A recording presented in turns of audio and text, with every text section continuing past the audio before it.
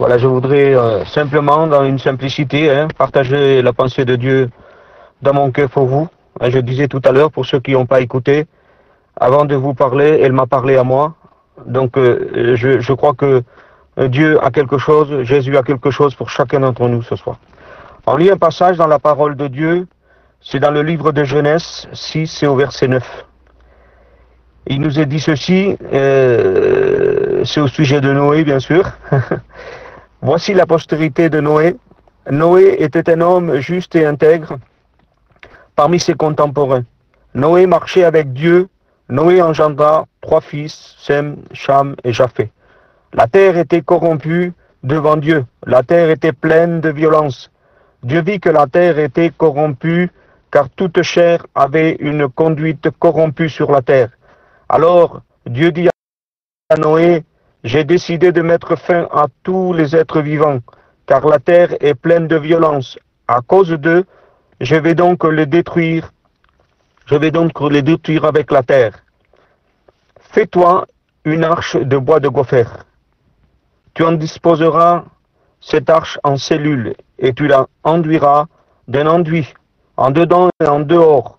Tu la feras comme suite, l'arche aura 300 coudées de longueur, 50 coudées de largeur et 30 coudées de hauteur.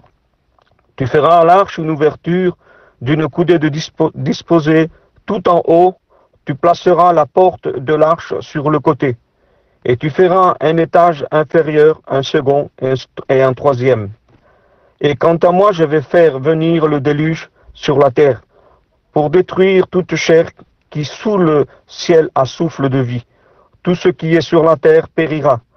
Mais avec toi, j'établirai mon alliance.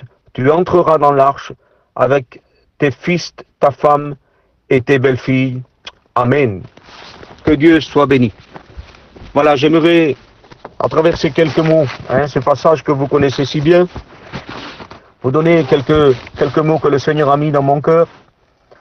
Tout premièrement, lorsque je lisais ce passage, on voit que c'était un temps, en cette époque-là, c'était un temps un peu comme on vit aujourd'hui. Le monde, vous savez, le monde a toujours été attiré par le péché. Et en ce temps-là, le monde était rebelle à Dieu. Le monde était corrompu. On sait très bien aujourd'hui comment le monde est corrompu. Excusez-moi pour les plus anciens et pour tout le monde, mais on vit des moments aujourd'hui qu'on ne peut même plus comprendre lorsqu'on voit ce qui se passe. Et en ce temps-là, c'était pareil, c'était le monde qui était corrompu. Alors c'était le trouble, c'était les ténèbres sur la terre. Et ce péché montait vers Dieu. Vous savez, la Bible dira que Dieu aime le pécheur, mais il haït le péché. Et à travers tout ce trouble, à travers ce péché qui couvrait la terre, si on peut dire, tout comme aujourd'hui, on est envahi par le péché. On voit des choses abominables et on voit la méchanceté qui s'accrue dans le monde. Mais à travers tout ça, que Dieu soit béni et que Dieu soit glorifié, parce que Dieu parle. Alléluia! Dieu parle au milieu de cette mauvaise vie qui était sur la terre.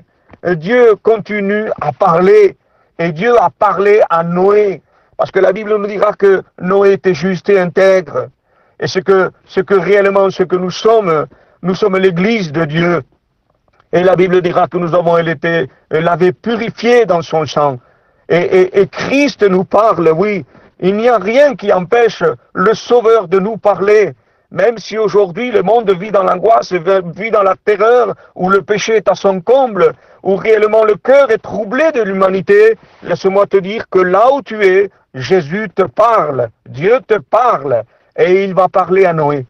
Et il va parler à Noé simplement parce que Noé faisait partie du plan que Dieu voulait sauver. Et l'Église fait partie du plan de ceux qui sont sauvés. Alléluia. Il nous est dit que bientôt le Christ va nous amener. Alléluia. Nous sommes certains de ce qui va arriver. Alors, ne soyons pas troublés.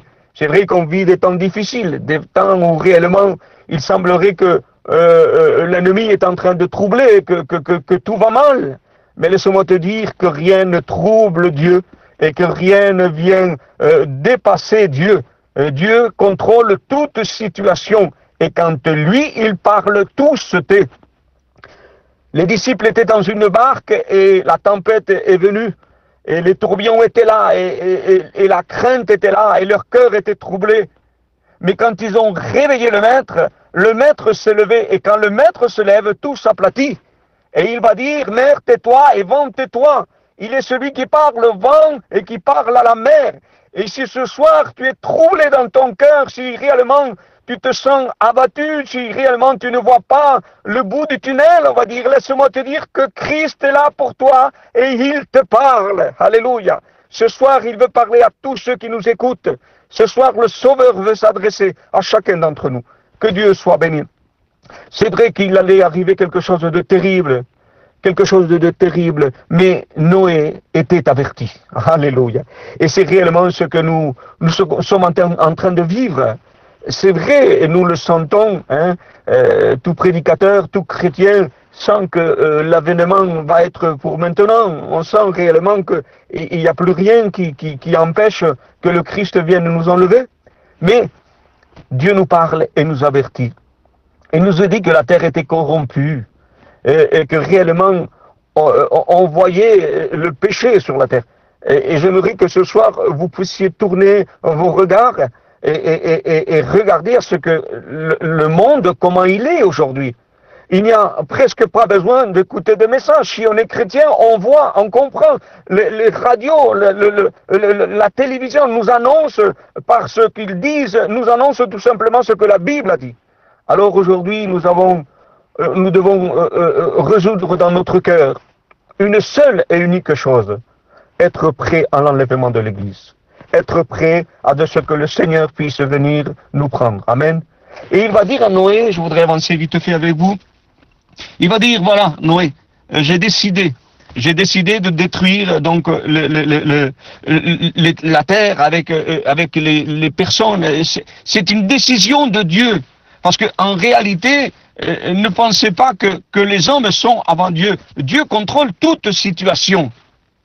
Et c'est Dieu qui a décidé, et c'est Dieu qui fera. Il est le maître du début jusqu'à la fin. Il sera toujours le maître de tout. Et il va dire à Noé, Noé, fais-toi une arche de bois de gopher. Il y avait une condition.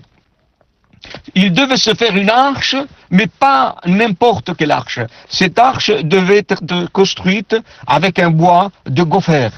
Vous savez, le bois de gopher, c'est, à comparer aujourd'hui, c'est comme le chêne. Le chêne n'est pas beau d'aspect. Lorsqu'on regarde un meuble en chêne, il n'y a pas de belles nœuds, il n'y a pas de belles façons dans les nerfs du chêne. C'est simple, mais il est très solide. C'est un bois que, à travers les années, il résiste à toute chose. Ici, dans le sud, on préfère pour les meubles les bois de fruitiers parce que c'est plus beau. C'est plus une apparence qui est plus belle. On n'en veut pas du chêne.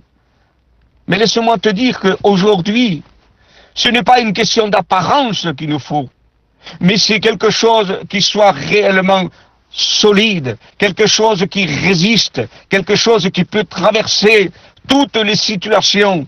Et ce bois de gopher, mon ami, tu peux le trouver qu'à la croix. C'est la croix, c'est le bois de la croix. Si Christ n'est pas avec toi, si le bois de la croix n'est pas avec toi, si tu ne construis pas selon le bois de la croix, tu ne vas pas résister aux intempéries. Donc il faut aujourd'hui décider réellement, peu importe s'il faut que j'enlève les autres bois. Je veux remplacer le bois peut-être, parce que le bois que j'avais construit jusqu'à présent, il était beau, mais il n'était pas solide. C'était mon travail, c'était ceci ou c'était cela. Je voyais ma vie comme ça et je construisais ma vie comme ça. Laisse-moi te dire qu'aujourd'hui, il n'est plus question de construire comme on veut. Il faut construire avec le bois de la croix. Il faut construire en Jésus-Christ. Et pour cela, il faut être obéissant. Que Dieu soit béni. Vous savez, on est chacun dans sa maison, dans sa caravane. On écoute les messages à travers un téléphone. Mais peu importe du moment que la parole de Dieu est annoncée, elle est le plan, Elle est la route, elle est la carte. Et si tu écoutes, en ce temps-là, lorsque Dieu parlait, il va s'adresser à Noé. Pourquoi il va s'adresser à Noé? Parce que Dieu écoutait. Il y a 2000 ans que Jésus-Christ est mort. Et il y a 2000 ans que sa parole est annoncée. Peut-être que ça fait des années que tu venais à la réunion, que tu entendais les messages, que tu connaissais les meilleurs prédicateurs. Mais sans pour cela écouter ce que Dieu voulait te dire. Ce que Dieu voulait te dire pour ta vie personnellement. Et Dieu va s'adresser à Noé pour lui, pour sa vie personnellement. Alors ce soir, si jusqu'à présent tu as écouté des messages, tu as entendu sans écouter, aujourd'hui il est temps. Il est temps que tu écoutes la voix du Seigneur. Il est temps que tu comprennes de quelle manière tu dois construire ta vie, de quelle manière tu dois t'engager avec Jésus-Christ. Le bois de Gopher, que Dieu soit béni. On ne veut pas prendre n'importe quel bois, même si c'est facile de trouver les autres bois. C'est vite fait de faire une vie chrétienne à notre manière. Mais dans la vie faite à notre manière, il n'y a pas l'obéissance. L'obéissance, elle est dans la parole de Dieu. Si Noé aurait pris un autre bois que le bois de Gopher, laisse-moi te dire que l'arche n'aurait pas pu tenir. Si Noé aurait fait un petit détail contraire à ce que Dieu lui avait demandé, laisse-moi te dire que l'arche n'aurait pas tenu. Nous devons construire selon la parole de Dieu. Que Dieu soit béni. On vit des temps réellement où il faut se rendre compte que bientôt, très bientôt, les trompettes vont sonner, l'enlèvement de l'église va se faire, et c'est pas le moment de dire, mais moi je crois, ne crois plus, obéis. Mais moi je pense, ne pense plus, obéis. Prends ta Bible, regarde ce que Jésus te demande, accomplis sa volonté, mets-toi devant Dieu, prie le Seigneur, et tu verras que ta vie va rentrer dans une sécurité, dans une paix. Vous savez, tous les matins, lorsque je prie Dieu, je demande quelque chose qu'on en a besoin aujourd'hui, plus que tout, et je vous exhorte à le faire. Je demande, Seigneur, donne-moi la paix qui vient de toi, et donne-moi la joie, Seigneur, de mon salut. Alors, vous savez, c'est compliqué de vivre une vie dans la paix et dans la joie avec les temps qu'on vit. Mais laisse-moi te dire que le Seigneur me donne la paix et la joie parce qu'il vit en moi. Et celui qui vit en moi est plus fort que celui qui vit dans le monde. Alléluia. Même si tout pourrait se détruire, si ma vie est construite en Jésus-Christ, j'ai la paix, j'ai la joie. Et c'est ce que le Seigneur veut te donner ce soir. Que Dieu soit glorifié. J'avance vite fait avec vous. Il va dire, l'arche avait des limites. Il va lui donner des limites. Dans les hauteurs, dans la largeur. Et lorsque je regardais ça, je disais, Seigneur, aujourd'hui, c'est si facile de se laisser emporter par d'autres doctrines, des doctrines qui sont plus larges, des doctrines qui nous autorisent un peu la chair, on va dire. Des doctrines que réellement nous font sortir gentiment de sa volonté. Mais laisse-moi te dire qu'aujourd'hui, il faut être sévère avec soi-même. La Bible va nous dire qu'il faut se faire violence à nous-mêmes pour comprendre et garder sa parole. Il faut être selon la parole de Dieu. Mes amis, ne te laisse jamais conduire par un bon sentiment. Laisse-toi conduire par la parole de Dieu. S'il est écrit, que Dieu soit béni. S'il n'est pas écrit, même si c'est quelqu'un de très bien qui te le dit, vérifie ta Bible. Regarde, il est important aujourd'hui de garder la parole de Dieu. Jésus va dire ces paroles, celui qui garde ma parole vivra quand bien même il serait mort. Ça veut dire que si on garde sa parole, la vie est en nous. Alors, moi je vous le dis en vérité ce soir, dans mon cœur, j'ai une résolution dans ma vie, c'est de lire la parole avant tout, de la comprendre, demander à Dieu qu'il m'ouvre mon cœur pour pouvoir la comprendre davantage, observer ses commandements, parce que je vois dans l'Ancien Testament qu'il était dit à plusieurs reprises, si mon peuple se détourne du mal, s'il observe mes commandements, mes préceptes, mes ordonnances, je serai pour lui un père et ils seront mes enfants. Donc que je veux aujourd'hui que Christ soit mon sauveur, alléluia. Et je veux garder sa parole. S'il faut s'humilier, peu importe ce que la Bible me demandera, si elle me donne la vie, que Dieu soit béni. Alors, il va dire qu'il y avait des limites. Et il va dire, Noé, tu feras une ouverture en haut de l'arche. Il n'y avait pas de fenêtre dans l'arche. Il n'y avait qu'une seule ouverture qui était tout en haut de l'arche. Vous savez, aujourd'hui, si on commence à regarder à droite et à gauche, on peut être pris par les sentiments. Si Noé, à cette époque, il aurait construit des fenêtres autour de l'arche, et voyant tous ces hommes qui se lamentaient, cette famille peut-être qui était dans le péril et que réellement il souffrait, son cœur aurait été touché et à quelque part, Noé, je ne sais pas ce qui lui aurait pu arriver, mais Noé n'aurait pas été comme il était auparavant, il aurait peut-être été touché dans son sentiment. Méfions-nous des sentiments qui nous font voir. T'as vu celui-là? T'as vu un tel? T'as vu le serviteur? T'as vu ceci? T'as vu cela? Et quelquefois, c'est des paroles qui viennent toucher notre cœur. Et quand on voit, Adam et Ève étaient dans un jardin et tout était à eux. Il n'y avait que des bonnes choses. Une seule chose n'était pas bonne. C'était l'arbre qui avait la connaissance du bien et du mal. Je l'ai dit quelquefois, certainement, la Bible nous dira que cet arbre était au milieu du jardin. Alors, je pense certainement que Adam et Ève ont dû passer des centaines de fois devant cet arbre, sans y prendre garde. Mais un jour, Ève a vu. Et lorsqu'elle a vu, elle a été attirée, elle a été séduite. Arrêtons aujourd'hui, au nom de Jésus, que nos yeux charnels se ferment et que nos yeux spirituels s'ouvrent, que nous puissions voir qu'une seule chose, en haut, que notre vue soit en haut. Si la fenêtre de l'arche était tout en haut, lorsque Noé ouvrait l'arche, il voyait le ciel. Mes amis, il est grand temps de regarder au ciel et de dire, Seigneur, quand tu vas revenir, ne m'oublie pas. N'oublie pas mes enfants, n'oublie pas mon foyer. Seigneur, je ne veux pas regarder autre chose.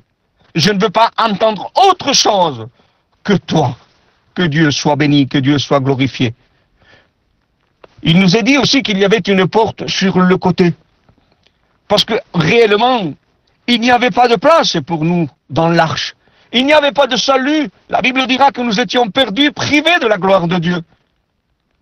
Mais Christ, dans son amour, lorsqu'il est mort à la croix, il nous est dit que là, son côté a été transpercé. Et c'est de là que sortit de l'eau et du sang. De l'eau pour nous laver, du sang pour nous purifier. Une porte s'est ouverte, alléluia. Une porte s'est ouverte pour vivre en Christ, pour demeurer en lui. Et c'est là que Dieu nous a donné la vie éternelle. Lorsque cette porte a été ouverte, c'est Christ qui nous a appelés, alléluia. Il nous a appelés, il a payé de son sang, alléluia. Quelle grâce que nous avons aujourd'hui de pouvoir venir à lui. Il va le dire, je suis la porte et nul ne vient au Père que par moi. Il faut aujourd'hui écouter, regarder, comprendre la parole de Dieu. Quelle est sa volonté? On ne veut plus des grands messages. Que Dieu soit béni pour les grands messages. Je veux le mot de Dieu. Je veux l'appel de Christ. Je veux un mot qui transforme mon cœur. Je veux un mot qui me dise, Seigneur, aujourd'hui, je t'appartiens. Seigneur, aujourd'hui, je décide, au nom de Jésus, de t'obéir.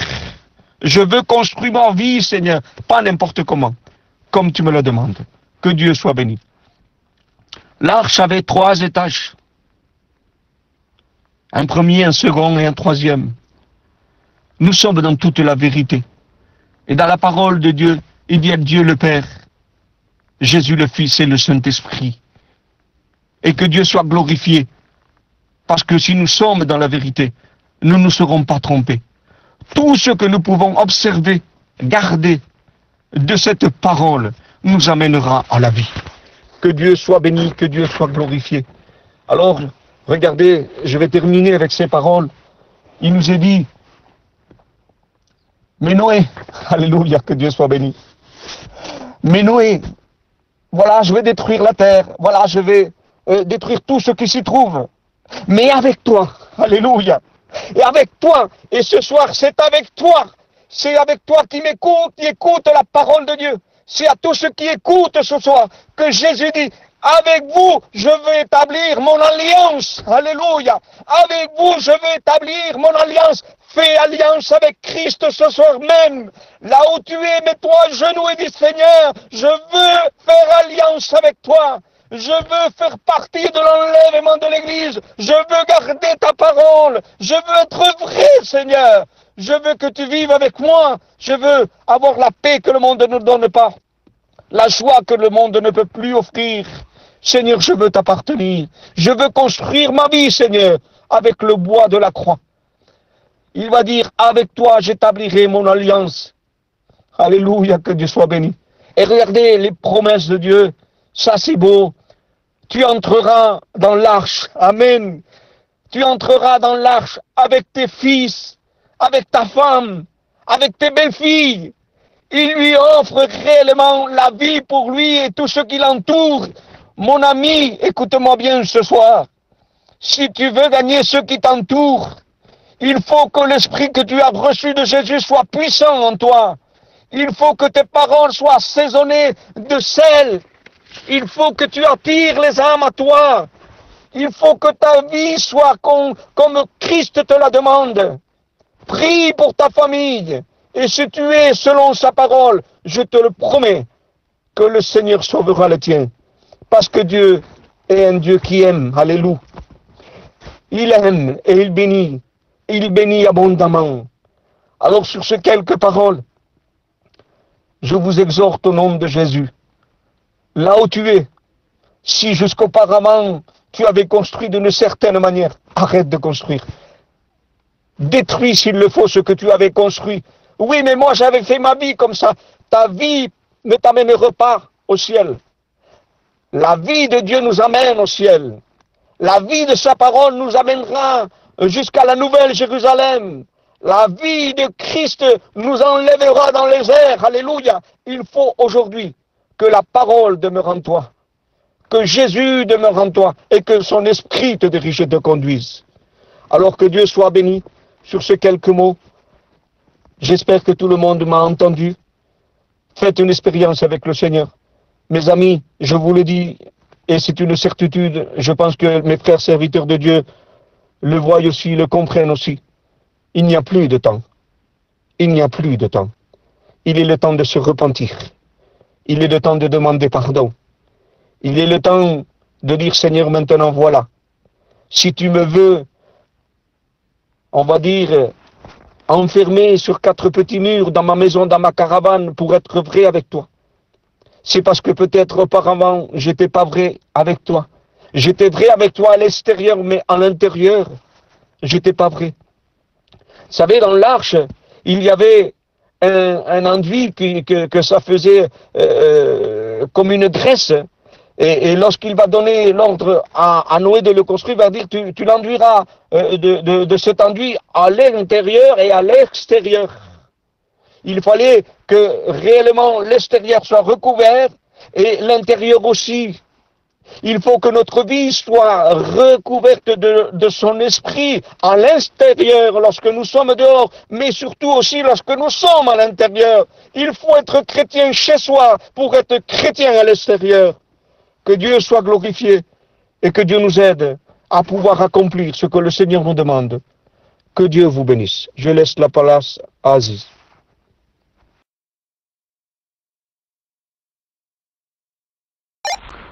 Voilà, gloire à Dieu. Merci Seigneur pour la bonne parole de Dieu, pour le bon message de la parole. Je crois que la parole a parlé à chacun. Merci Seigneur, mon frère Noé, que Dieu te bénisse pour ta participation à la réunion avec nous. Et puis on va laisser la place à la prière. C'est important, la parole de Dieu nous a parlé. Et je crois que chacun peut exprimer son cœur devant la parole de Dieu. On écoute les prières. Que Dieu vous bénisse. Je vais demander à un frère de nous introduire dans la prière. Je vais demander au frère Noé hein, qui chante d'habitude, de nous introduire dans la prière.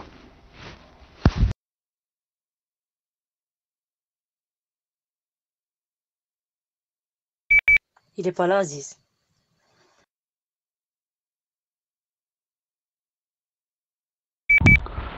Si Pinte nous écoute, introduis-nous dans la prière, sinon un frère dans la liberté, hein, mes frères.